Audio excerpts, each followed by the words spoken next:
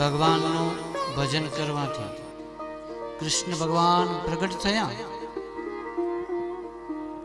અને કૃષ્ણ કવચ આપ્યું કે જ્યાં સુધી આ કવચ પહેરેલું હોય ત્યાં સુધી તું અવધ્ય રહીશ, કોઈ તારું વધ નહીં કરી શકે.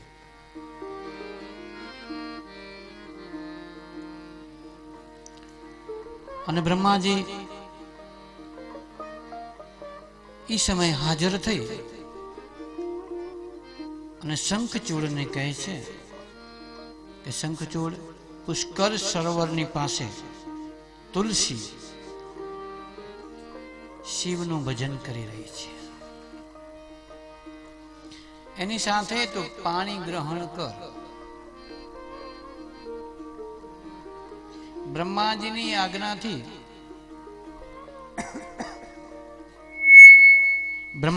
આજ્ઞાથી શંખચૂડ પુષ્કર સરોવર પાસે જાય છે.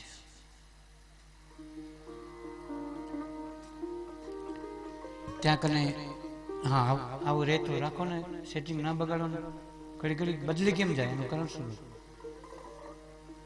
આ જે સેટિંગ છે એક ને એક રાખો, અત્યારે છે એ પછી ફરવું ન જોઈએ.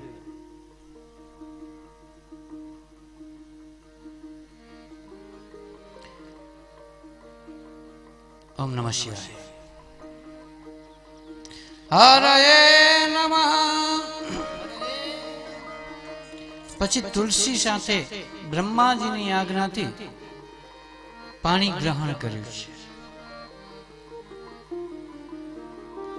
અને તુલસી અને શંખચૂડ એટલા શિવ કૃષ્ણ પ્રેમી, બે શિવ પ્રેમી કૃષ્ણ પ્રેમી.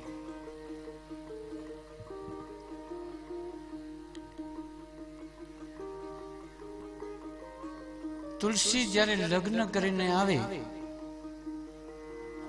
ત્યારે તુલસીએ પોતાની તપસ્યાનું ફળ રૂપી એક માળા બનાવે અને શંખચૂડને પહેરાવે છે કે તમે ક્યારે પણ યુદ્ધ કરવા જાઓ ને તો આ માળા પહેરીને જવું. આના પુષ્પ ક્યારે સુકાતા નથી, આવી માળા હતી.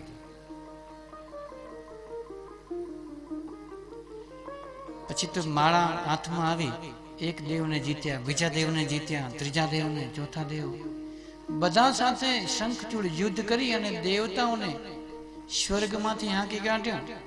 દેવતાઓ બધા શિવ પાસે ગયા. શિવ શંખચૂડ સાથે યુદ્ધ કરવા માટે તૈયાર થયા છે.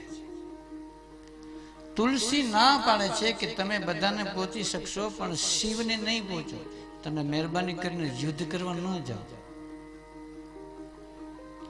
અને ભગવાનની માયાને કારણે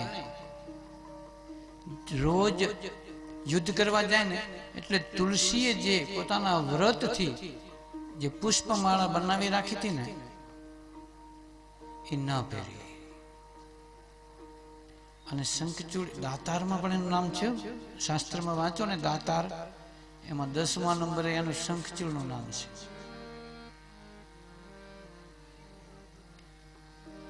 ભગવાન વિષ્ણુ એની પાસે બ્રાહ્મણનું રૂપ લઈ એને આવ્યા. બ્રાહ્મણનો અતિ પ્રિય અને બ્રાહ્મણો એને બહુ પ્રિય. માંગો ભૂદેવ, તો માંગવું તો મને વચન આપો. શંખચૂડ વચન આપે છે. વિષ્ણુ ભગવાન બ્રાહ્મણના રૂપમાં કૃષ્ણ કવચ માંગે છે અને ક્ષણવારનો વિચાર કર્યા વગર તરત કવચ બ્રાહ્મણને અર્પણ કરી દે છે. એટલે પોતા પાસે કવચ પણ નથી, માળા ઘરે ભૂલી ગયા, પણ છતાંય તુલસીનો જે પતિવ્રતા ધર્મ હતો ને એ ધર્મ એને અવધ્ય કરી નાખ્યો. હજી પણ લડાઈ કરે છે ને, આ બે વસ્તુ નથી ને તોય કોઈથી હારતું નથી. પછી ભગવાન લીલા કરે છે.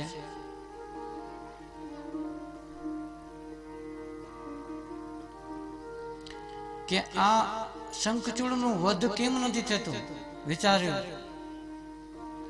તો કે જ્યાં સુધી તુલસી પતિવ્રતા છે ને ત્યાં સુધી શંખચૂડનો વધ શક્ય નથી.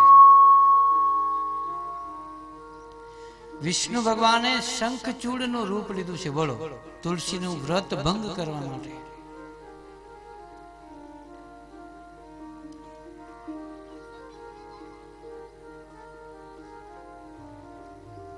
અને વ્રત ભંગ કરવા માટે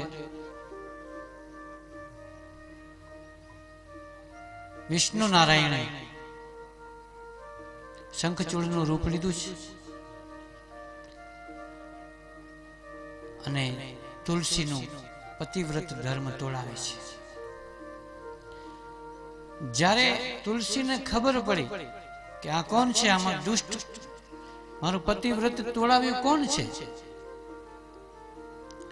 જેવો તે પથ્થર શિલા બની જાય. અને વિષ્ણુ ભગવાન છે ને શંખચૂડના રૂપમાંથી શિલા બની ગયા, જેને આપણે શાલિગ્રામ કહીએ છીએ. આ બાજુ શિવ ભગવાને શંખચૂડનો વધ કરી નાખે છે. બધા દેવી દેવતાઓ શિલા જોઈ અને તુલસી પાસે આવ્યા કે હવે તમે આને શિલા તો કરી નાખ્યા, પણ આખી દુનિયાનો પોષણહાર આ છે, આને પાછા મુક્ત કરો. તુલસી મુક્ત કરે છે કે જાઓ, મેં જે તમને શ્રાપ આપ્યો એનાથી તમે મુક્ત. ભગવાન બેઠા થયા, વિષ્ણુ ભગવાન શિલામાંથી વિષ્ણુ ભગવાન પ્રગટ થયા છે. વરદાન માંગવાનું કહ્યું તુલસીને કે હવે વરદાન માંગ. ત્યારે તુલસી કહ્યું કે તમે ખોટે ખોટેથી પતિ બન્યા હતા, હવે સાચે સાચે પતિ બની જાઓ. ને ભગવાને સામેથી એને વરદાન આપ્યું છે કે હા, હું તને એક વરદાન આપું છું કે હું તને પત્ની તરીકે સ્વીકારું છું. એ તો સારું જ, પણ આઠે પતરાણીમાંથી કોઈ નહીં હોય તો હાલશે, પણ તારા વગર હું અન્ન નહીં લઉં.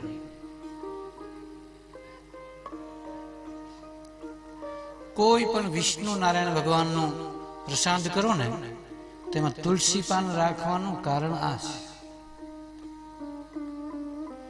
અને તુલસી પાન ન રાખો ને તો ભગવાન એ પ્રસાદ આરોગતા નથી. માટે નારાયણનું જ્યાં મંદિર હોય, નારાયણની તમારા ઘરમાં મૂર્તિ હોય અને તમારે ભગવાનને પ્રસાદ ધરાવવો હોય, તેમાં તુલસી પાન અવશ્ય રાખવું.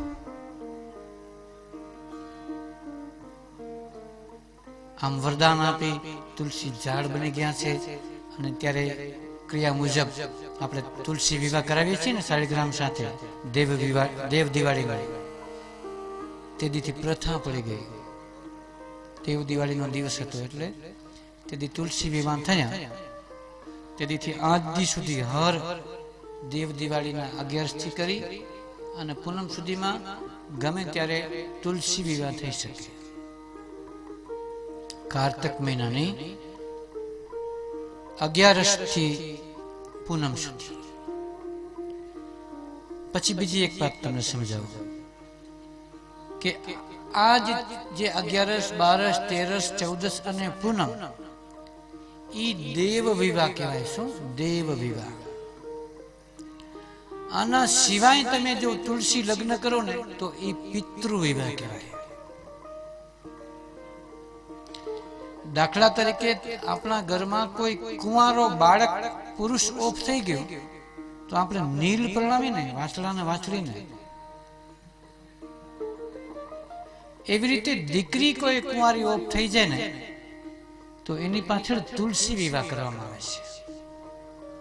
પણ એ તુલસી વિવાહ ધ્યાન રાખજો, કાર્તક મહિનાની 11થી પૂનમ સુધી નહીં કરવાનો. પિતૃ વિવાહ નથી.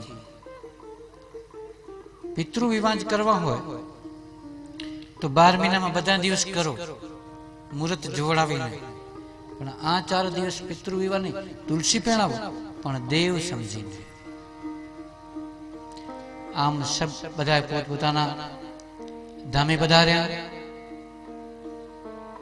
અને શંખચૂડનો પણ વધ થયો. ઇન્દ્રને પુનઃ પોતાની ગાદી આપી દીધી.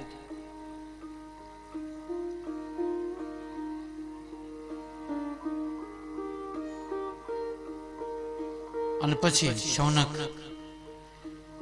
ભગવાન સૂત ઋષિને કહે છે કે મને તમે બધી વાત સમજાવી, પણ કુબેર વિશે કંઈક કહો. કુબેર ભગવાન શિવનો ભાઈબંધ કેમ થઈ ગયો એ વિશે સમજાવો.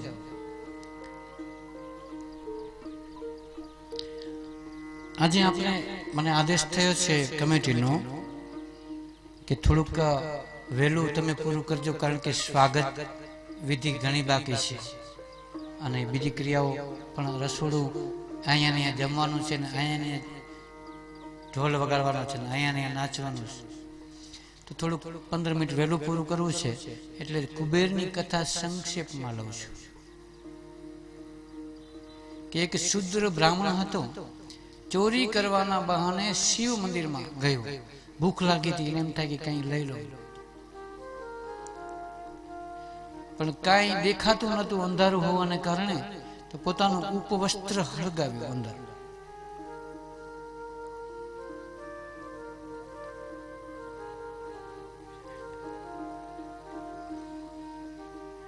ઉપવસ્ત્ર સળગાવ્યું, એનાથી ભગવાન શિવ રાજી થઈ ગયા. દીપક દાન થઈ ગયું એવું માની લીધું ભગવાન શિવ. અને પછી તો એ રાજા બને, રાજાના ઘરે દીકરો બને છે.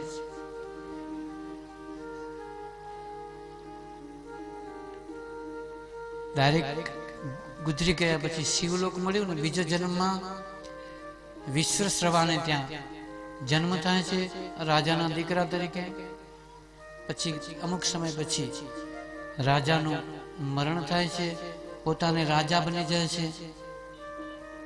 પોતે પોતાના નગરમાં દીપક ફરજિયાત પ્રગટાવું. બોલવાની મજા નથી આવતી.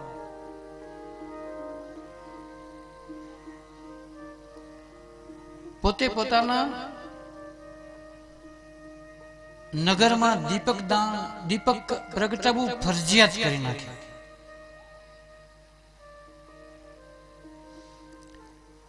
પછી તો દરરોજ સાંજના દરેક પરિવાર શિવને દીપમાળા પ્રગટાવે. વિચાર કરો, એક શુદ્ર બ્રાહ્મણ ચોરી કરવા ખાલી અંદર ગયો અને એને રાજાનો દીકરો બનાવ્યો. ખાલી પોતાનું ઉપવસ્ત્ર એને કંઈક દેખાય એના હારું અંદર પ્રગટાવ્યું હતું. આમાં તો ભગવાન રાજી થઈ ગયો. આનાથી ભોળો હોય કોણ? બીજા જન્મમાં દીપદાન ઘણું કરવાથી પુનઃ મોક્ષ મળ્યું, પુનઃ શિવલોક ધામ મળ્યું, પુનઃ જન્મ થયું. પછી તો ભાઈ અને શિવની તપસ્યા માટે વિશ્વશ્રવા લાગી જાય છે. એનું નામ છે વિશ્વશ્રવા. ઓમ નમઃ શિવાય. અને વિશ્વશ્રવા જ્યારે ભગવાનની તપસ્યા કરતા હોય છે ને, ત્યારે શિવ અને શક્તિ બે પ્રગટ થાય છે. તો હમણાં આપણે શિવ અને શક્તિ અહીંયા કને પ્રગટ થશે અને આરતીની થાળી તૈયાર કરો. આપણે જે કાલે જેમ આરતી ગણપતિને ઉતારી હતી એમને એમ અત્યારે શિવ અને શક્તિની આરતી ઉતારવાની છે. તો મૂર્તિ આગળ જે શિવ શક્તિની છે, ઓમ નમઃ શિવાય. જે આરતી કરવામાં આવવાના છે તૈયાર થઈ અને કૃપા કરી આગળ આવી જાઓ. શિવ શક્તિની આરતી કરવાની છે. આ બાજુ વિશ્વસભા ભગવાનનું ધ્યાન કરે છે. આરતી કરવા માટે પધારો. વેલગર, ધીરજગર, ગોપાલગર, આમ નામ ન લેવા પડે મારે, બધાના નામ મને મુખે અત્યારે ન આવે. રમેશગર તેમજ બધા 8 ભાઈમાંથી જે કાલે નથી આવ્યા એ બધા 8 ભાઈમાંથી પરિવારમાંથી પુરુષ જે હોય હાજર થઈ જાય.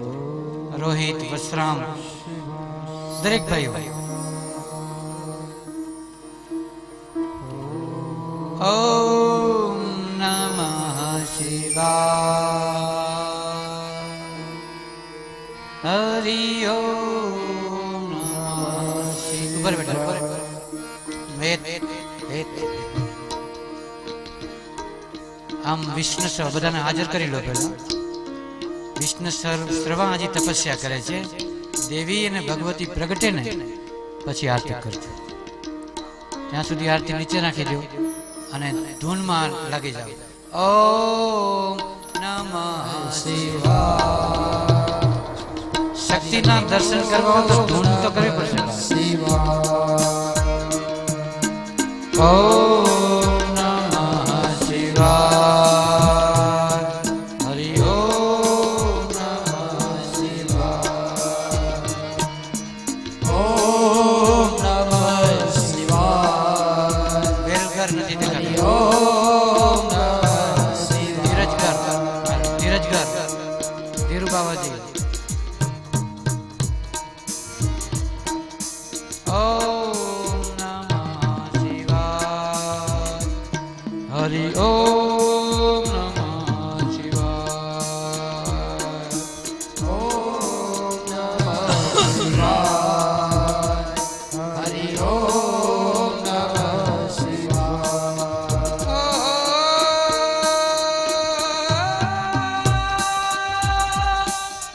નમઃ શિવાય.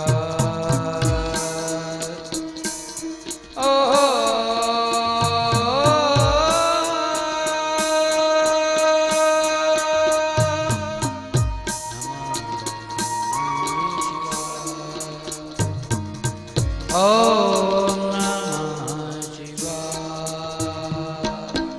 ઓમ નમઃ શિવાય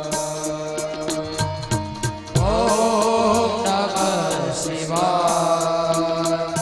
હરિ ઓમ નમઃ શિવાય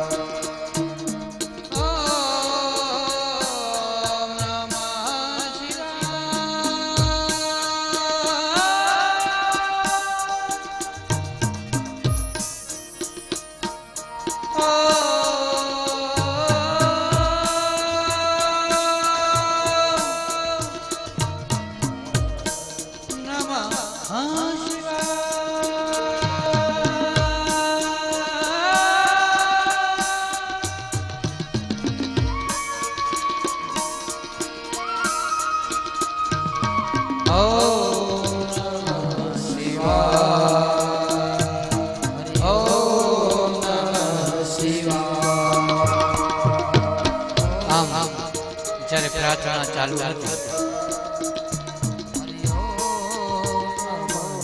અને ભગવતી દેવી જગદંબાએ કહ્યું,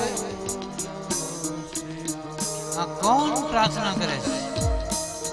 વિશ્વેશ્વર. ઇન્દ્રનું ઇન્દ્રાસન ડોલવા લાગ્યો. તપસ્યા છે. ભગવાન ઇન્દ્ર ભગવાન પાસે જાય છે કે હે મહાદેવ, આ વિશ્વેશ્વરની તપસ્યાથી આખું સ્વર્ગ ધ્રુજે છે. ઓમકારનો નાદ નીકળે છે ને, એમ થાય છે કે સ્વર્ગ આખું ધરતીકંપ કેમ આવતો હોય એમ આખું ધ્રુજે છે. સ્વર્ગ કંપવા લાગ્યું છે. ઓમ નમઃ શિવાય.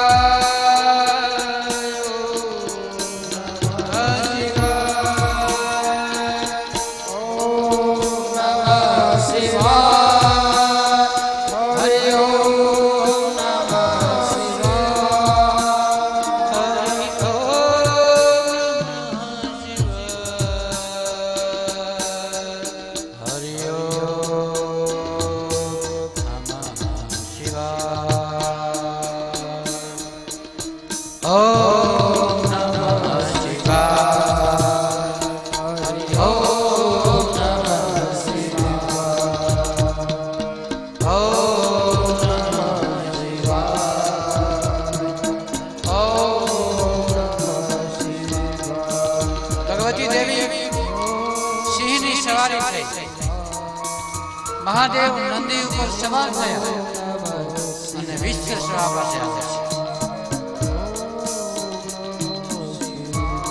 જેવું શિવનું અંદર સ્વરૂપ દેખાતું હતું એવું બારે દેખાતું. ઓમ નમઃ શિવાય, ઓમ નમઃ શિવાય, ઓમ નમઃ શિવાય, ઓમ નમઃ શિવાય, હરિ ઓમ શિવાય,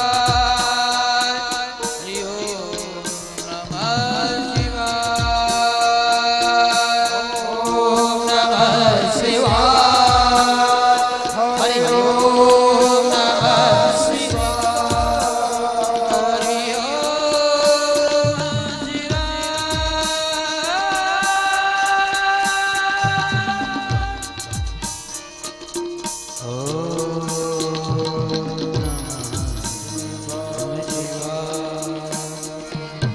ઓમ નમઃ શિવાય, હરિ ઓમ નમઃ શિવાય,